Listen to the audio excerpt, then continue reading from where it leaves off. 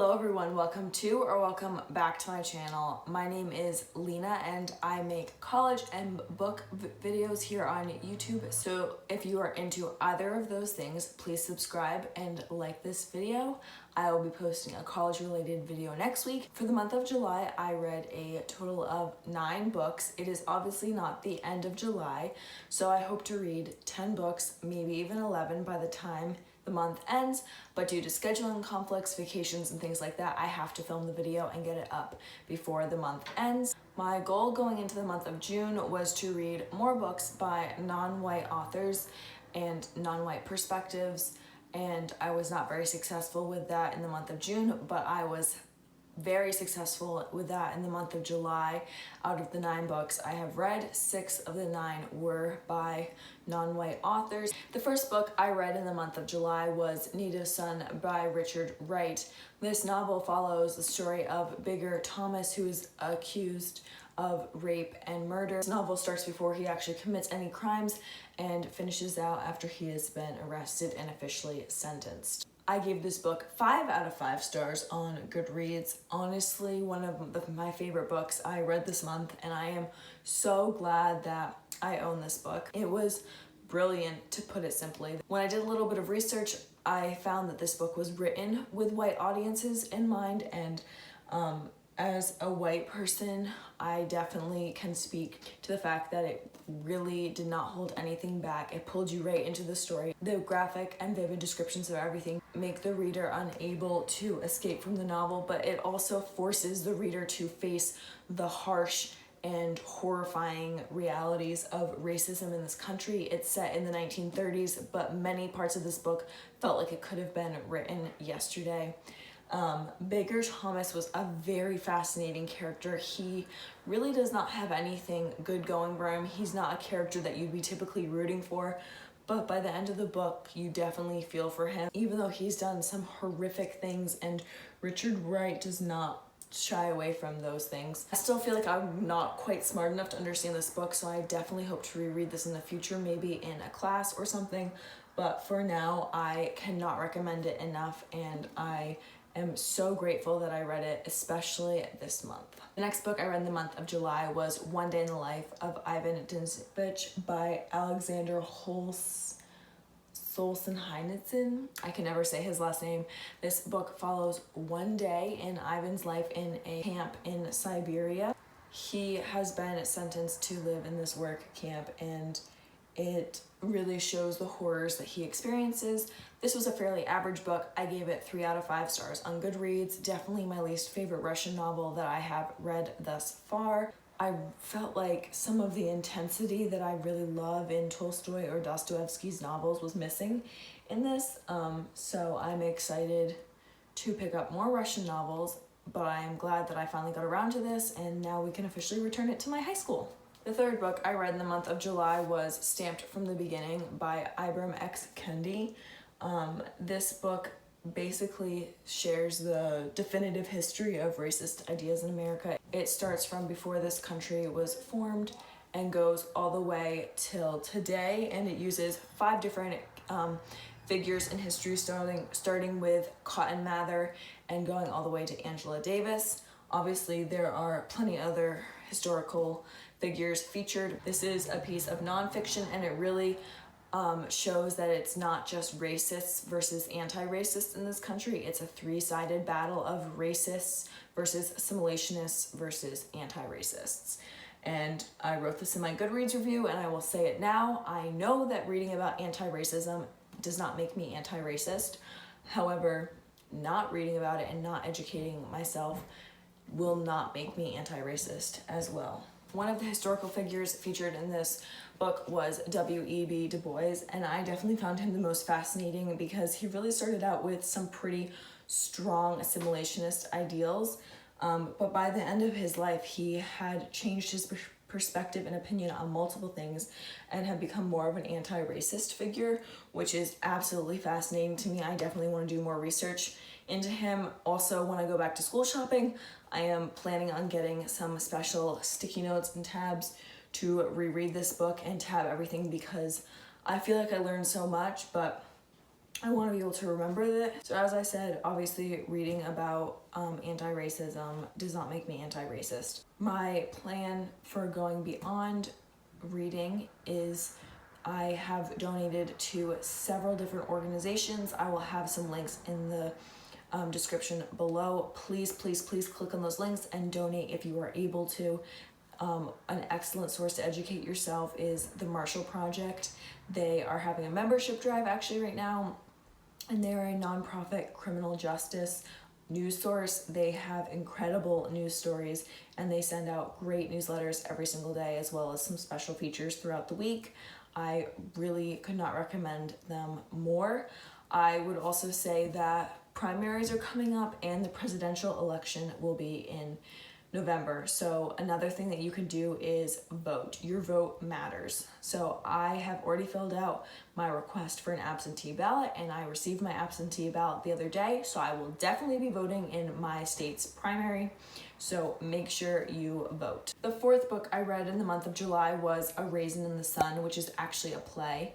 This play follows the story of a family who is living in the United States. It's sometime after World War II, and the matriarch of the family, Lena, is receiving a check because of her husband's death, and there's lots of turmoil over what to do with this check. Walter, her son, really is struggling to find his identity and feel that he has worth, and so it just follows this family as they deal with the check and also a couple other subplots. I was so excited when I opened up the first page and saw that the mother's name was Lena. I try to read every single book I can that has Lena as a main character, and this is another one that I was able to read.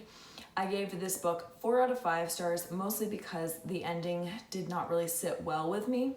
It's not that I didn't like it, but I just couldn't really figure out if I liked it or if I didn't. I don't know if it's because I'm not old enough, I don't have kids, haven't really lived my life, but at this point I really didn't know how to feel about it, so I gave it 4 out of 5 stars.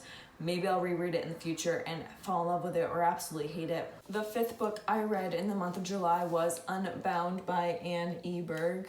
This book follows the story of Grace, who is a slave in the Deep South, and she is sent to the big house to work because she has lighter colored skin, but then she finds out that her slave owner is planning on selling her brothers and her mother, and so she tells them and they have to escape. This book is written in verse, so it was a fairly quick read.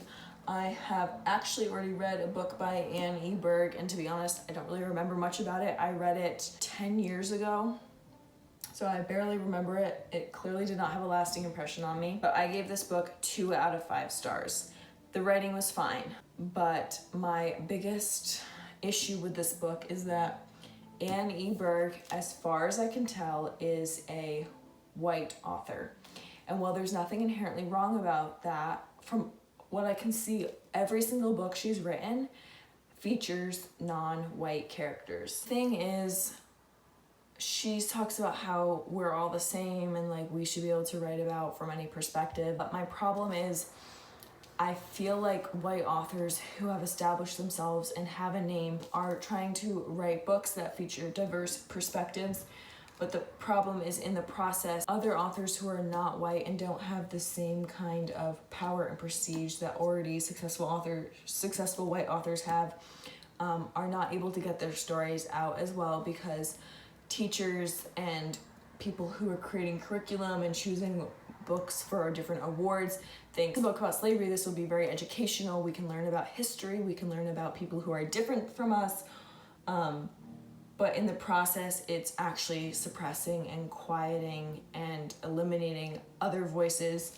And so to me it seems like people in Anne E. Berg's position should really be elevating and lifting up non-white authors who are trying to make it big and trying to be successful. And so I don't know that I will ever read another book by Anne E. Berg, because from what I can find, she keeps writing these books and I don't know that they're actually doing anything worthwhile. The 5th book I read in the month of July was Fangirl by Rainbow Rowell. This book follows the story of Kath in her first year of college at the University of Nebraska. She has a twin sister and they were very close growing up, but during college they start to drift apart, and Kath and Ren, her twin sister, have written fan fiction growing up together, but Kath really takes the reins on this and continues to write fan fiction by herself, hence Fangirl. I don't want to say too much more because I don't want to spoil it, but I absolutely loved this book. I gave it 5 out of 5 stars. I've had this book on my to-read list for 6 years, and I had decided that I wasn't going to read it until I was a freshman in college, and then after I finished my freshman year, I saw this book and realized I hadn't read it yet, so I picked it up from our library, and I am so glad I waited to read it. It offered an incredibly, in my opinion, realistic view of college, and it offered discussions on many important topics. Kath and Ren's relationship was amazing, and this book just had such incredible relationships between the sisters, the father and the daughters, the friends, the boyfriends, like all of it. It was so good. It just melted my heart. I could definitely tell it was Rainbow Rowell. I've read Eleanor and Park and I absolutely loved that book as well. The 7th book I read in the month of July was Genesis Begins Again by Alicia D. Williams. This book follows the story of Genesis, who hates herself. She has very dark skin and her hair is different than a lot of her classmates. And this book follows her struggle to accept herself as she is and also find her place in school and in her home. I struggled to review this book on Goodreads, and I'm honestly struggling to review it now, but this book is so powerful because so many middle grade books can be counted as fluff. It's just like random middle school drama, like stupid, whatever. But this book discussed so much. The racism and colorism that Genesis has to face every single day was heartbreaking to read, but also incredibly important to understand. Genesis was a great main character to read from, and her friends Troy and Sophia, you could not ask for better friends. I gave this book 4 out of 5 stars based on the friendships, but also the important discussions that it had around racism and colorism. I also think this is a great book for people who are new to the topic of colorism. I haven't read a ton of books that have featured colorism, but this is a great one. And it really shows how detrimental and hurtful it can be. The 8th book I read in the month of July was The Star-Touched Queen by Roshani Chokshi. This book follows the story of Maya, who has been cursed with this horoscope that when she marries, death and destruction will follow. She is married off and she travels to this mysterious kingdom and really works to find herself and to figure out what is going on around her. I gave this book 3 out of 5 stars, and it might just be me, but I swear this book is the same as Echo North. I know Echo North by Johanna Ruth Meyer came out after this book, so I guess Echo North is this book, but they had the same storyline. If you read both, and if you have read both, please comment down below and let me know what you think, but they were literally the same book. The storyline, the female main character, the male main character, the unconvincing love story, which is supposed to be so convincing you can't question it. I will say that in this book there was some great world building and the mythology was very interesting. I was fascinated by the harem and the dynamic between all those wives and the different children, as well as the creation of the Night Bazaar. I found all of that very fascinating, but as far as plot and characters go and the love story, I was not that convinced. And the 9th book I read in the month of July was With the Fire on High by Elizabeth Acevedo. I had already read The Poet X by Elizabeth Acevedo, that's why I picked this book up. In this story, Imani is a teen mom who has so many aspects of her life have been restricted, and she has lots of rules for herself. But one area where she can truly be free is when she is cooking. She has the magic touch, and this follows her in her senior year of high school as she learns to let go a little bit and truly pursue her dreams. I gave this book 3 out of 5 stars. There were some really strong relationships in this book. Angelica and Imani's relationship, their friendship was just beautiful to read. I had thought that I hadn't read any books with teen moms, but my sister was quick to point out that I had read Impossible by Nancy Werlin, but that was a very unrealistic portrayal of what it means to be a teen mom, and I would say this is definitely way more realistic. That being said, there were lots of glimmers of excellent discussion points about judging those based on their skin color, what language they speak, where they come from, who their family is, being a teen mom, all of that stuff. There was all these glimmers of great discussion points, but I just felt like the book kept it very much surface level, which made it hard for me to fully immerse myself, and that's why I ended up giving it 3 out of 5 stars. I saw a lot of potential, but I never felt like I could get past the surface. I definitely want to read Clap When You Land, which I believe is Elizabeth Acevedo's newest release, because I've heard great things about that book as well. And at the very least, I'm glad I got this book because the cover is just beautiful. I have not seen such a beautiful cover in a while. So those are all the books that I read in the month of July. I am currently reading Children of Blood and Bone by Tomi Adeyemi. I have already read this book. Actually, I'm rereading it because I finally got my hands on the second book from our library. I am enjoying this book way more the second time. If you haven't heard of this book, I don't know why you haven't. It was literally everywhere when it came out. But I am getting so much more out of this the second time, and not only because it's the second read, but I find as I've educated myself more about the racial issues in this country, I'm able to understand the allegory of police brutality in this book a lot better.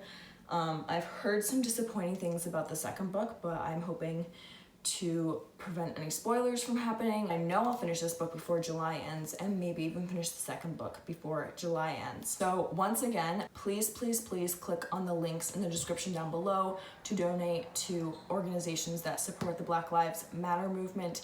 Thank you so much for watching today's video. Please subscribe and give this video a like if you have not already, and I will see you all next week.